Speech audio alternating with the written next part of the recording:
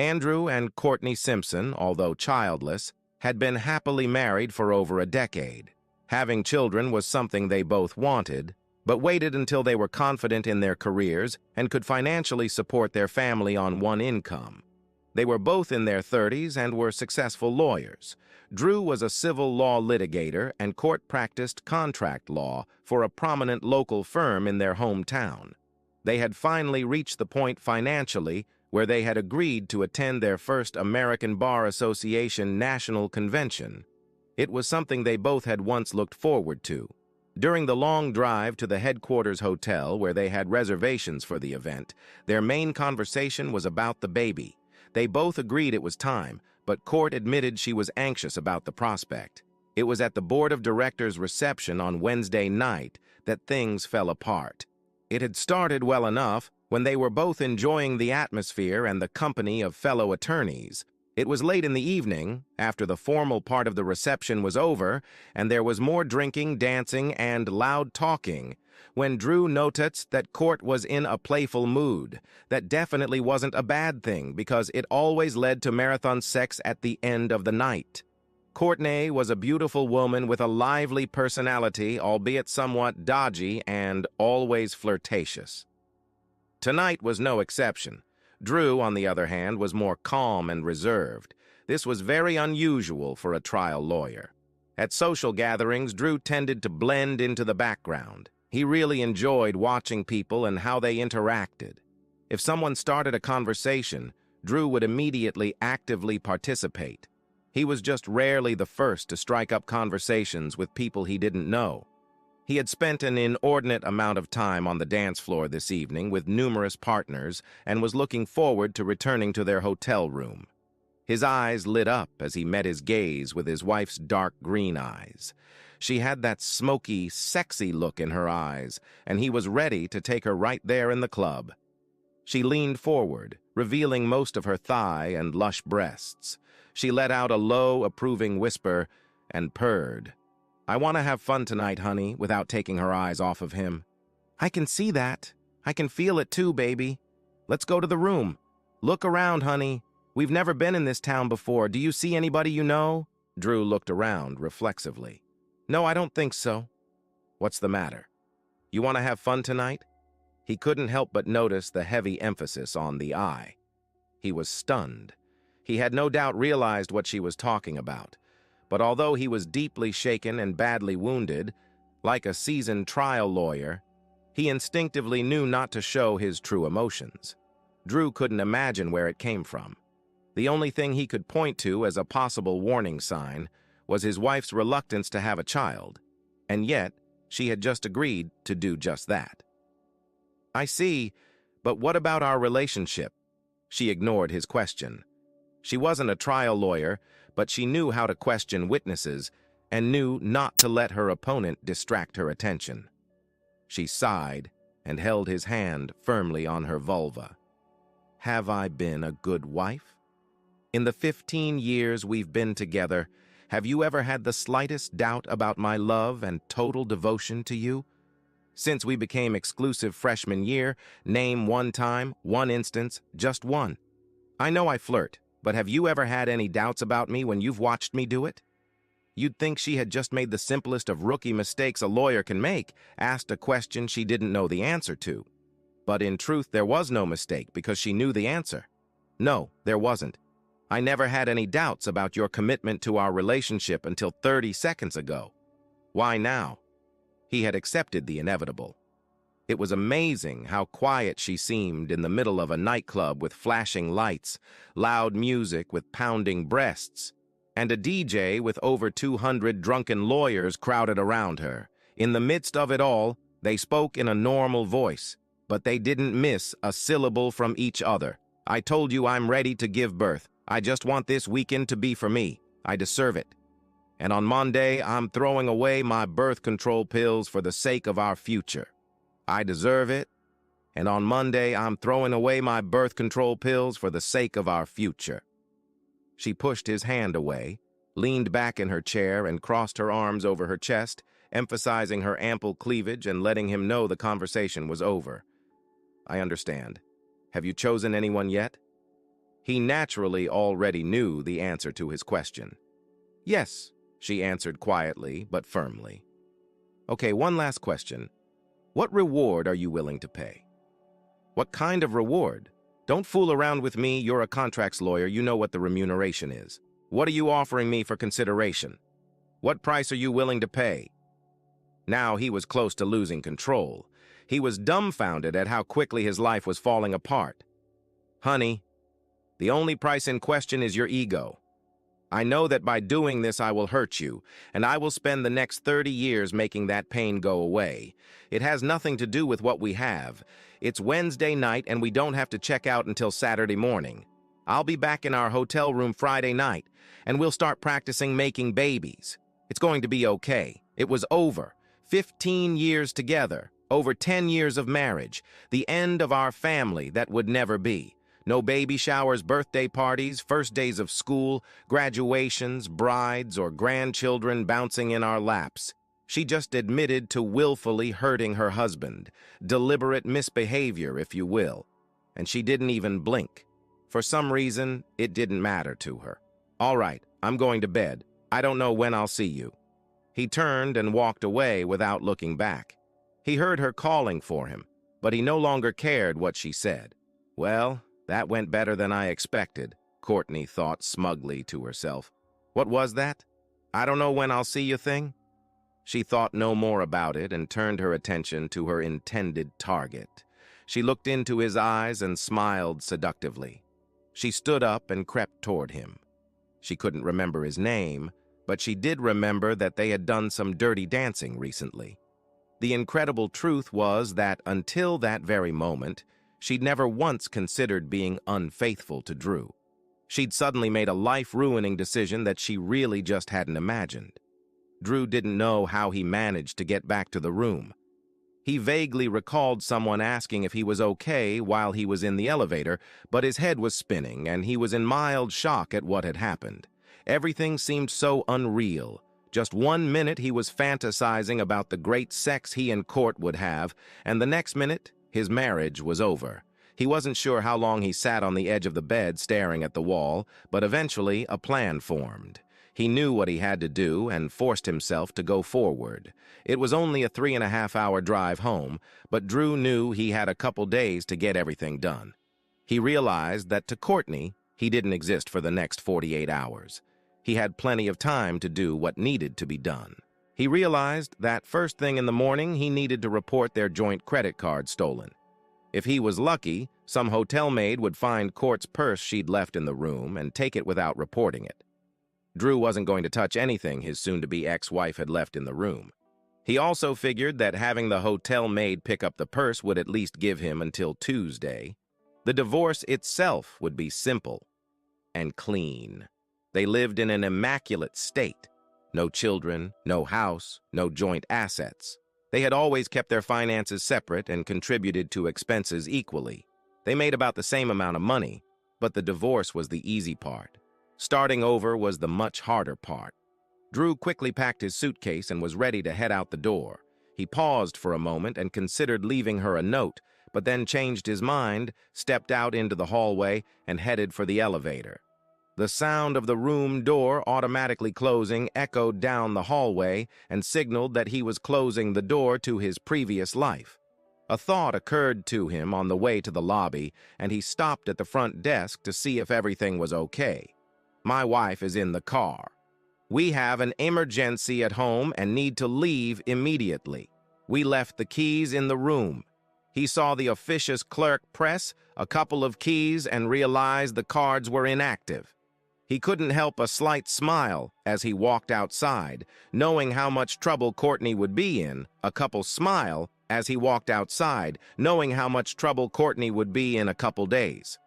7 years later, Drew sat in the hotel restaurant, sipping iced tea and waiting for his food to arrive. The seminar had indeed been interesting, and it should be a valuable learning experience to help him in his family law practice.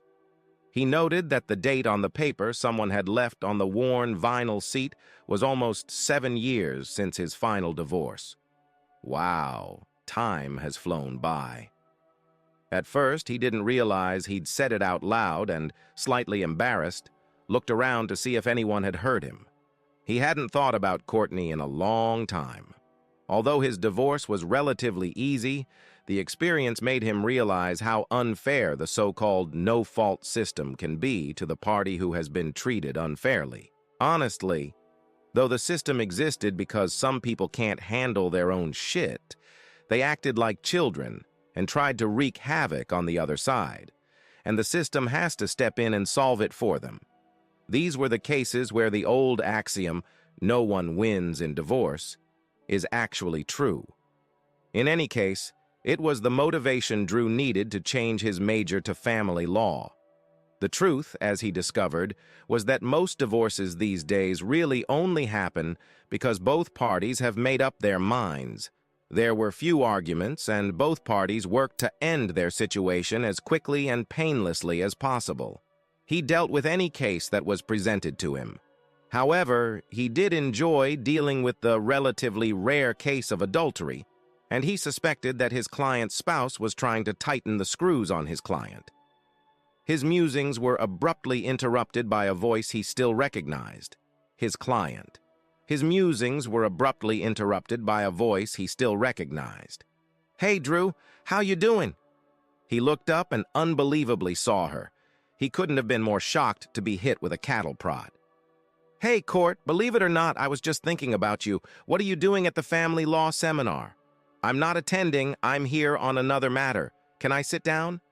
"I'm sorry, of course." He gestured for her to sit down. "I'm really shocked to see you, so you'll have to forgive my manners."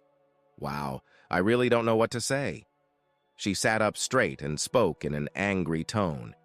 "You never even spoke to me, Drew. You never responded to any of my attempts to contact you. You never said another word to any of my family, including my mother, who, loved you very much. You didn't even show up to any of the hearings. You just walked out. I had nothing to say to you. 15 years together, and you couldn't even say fuck you before you ran away. I went up on our front porch that Monday night and was served divorce papers before I could get through the door. When I finally got inside, there wasn't a single thing in the apartment that reminded me of you or our marriage. I see you destroyed our marriage in the blink of an eye with an incredibly selfish act, and the bad guy is me. If that's all you have to say, just go away and leave me the hell alone. Drew, I'm sorry. Just get out of here, Court. Now." He turned black with rage. Most of the restaurant was now looking at them. She stood up and stumbled away in tears. Just at that moment, a whirlwind came over Drew. It was the chattering twin sisters and their little sister. They came at him full speed like they usually did. His wife was right behind them. She was laughing and smiling, but her smile quickly disappeared when she saw his face. Her gaze flickered to Courtney's rapidly receding figure. "That's her, isn't it, Drew?" He could only nod his head as he was preoccupied with the 3 children. Without another word, his wife, Celia, rushed after Courtney in a flash. Drew followed her movements with his eyes as she caught up with Courtney. They engaged in a conversation that ended with Celia helping Courtney sit down. They must have talked for at least 10 minutes. They seemed to exchange contact information, then Celia gave Courtney a hug, and they parted ways. Celia went back to the table and grabbed their youngest so Drew would have a chance to corner the twins with a fight. Drew's eyes and mouth were wide open when Celia sat back down. "She's coming over to our house in a couple weeks, and you two are going to talk. I mean, really talk.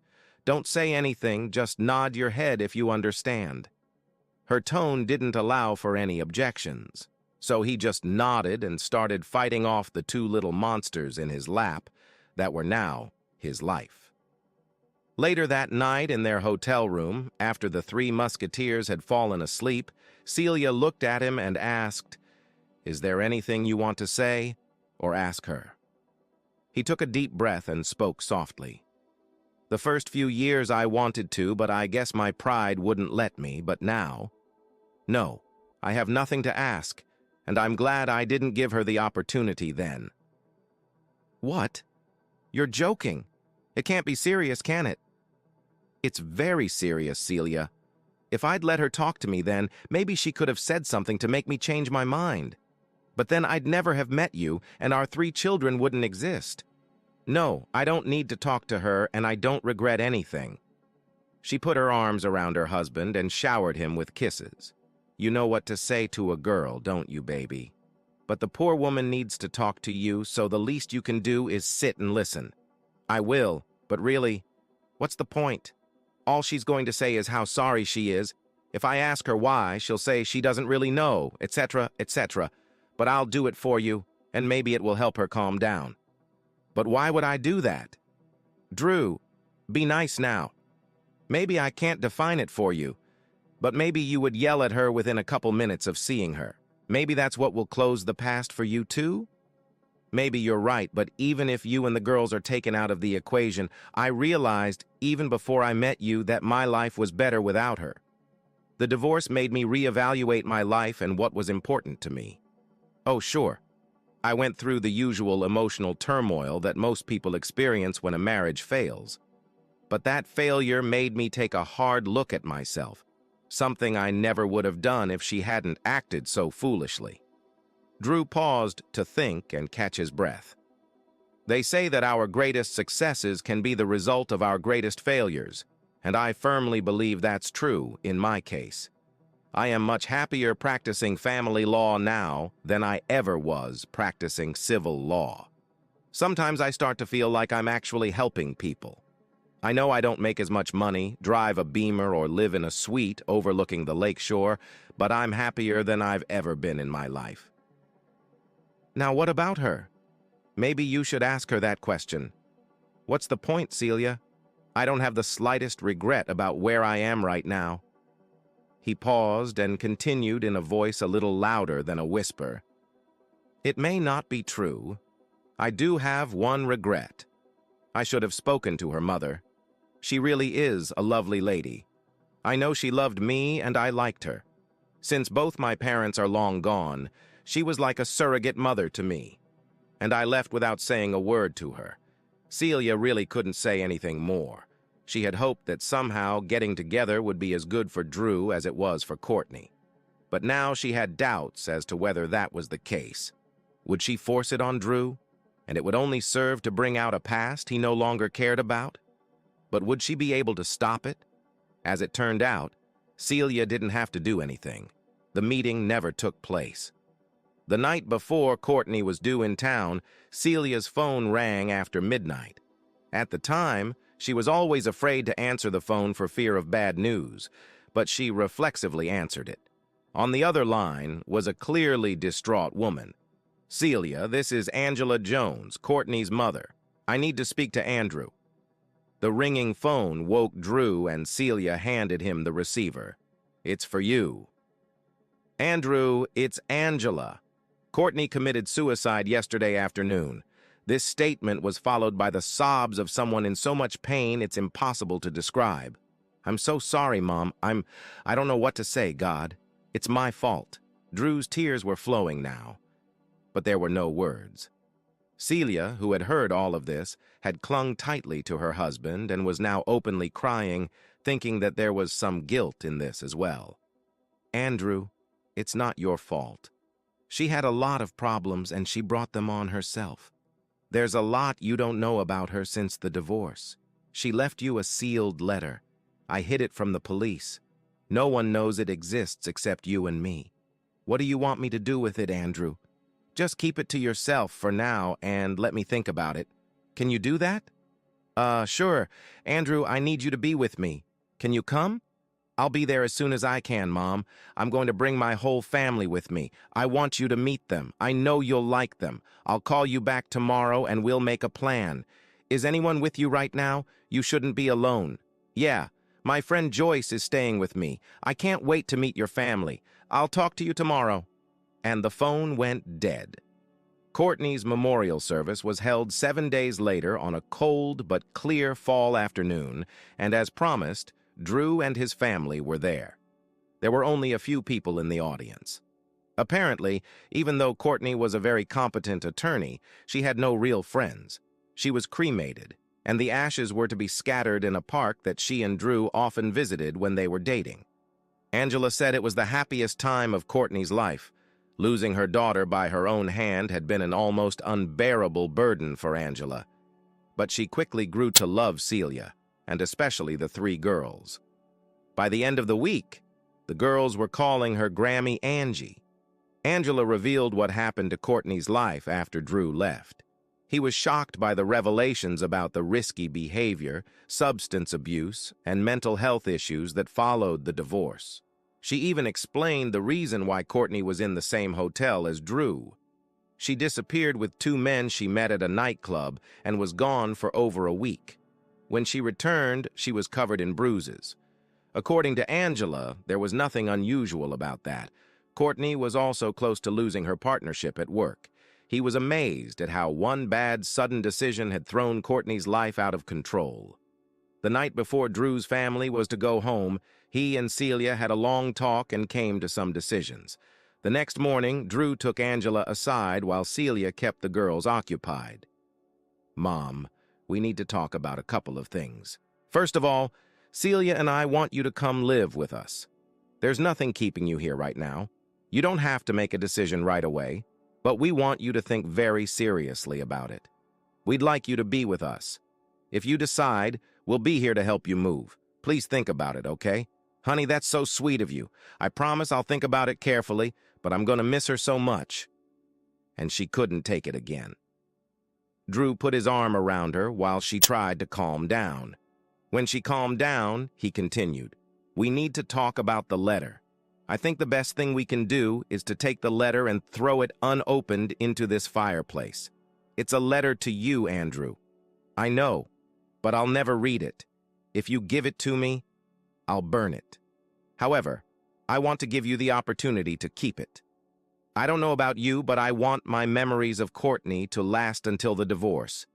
Your memories should also be of that time, and I worry that if we read this letter, we will remember her as she became after the divorce. I want nothing to do with that damned letter. I'm giving it to you.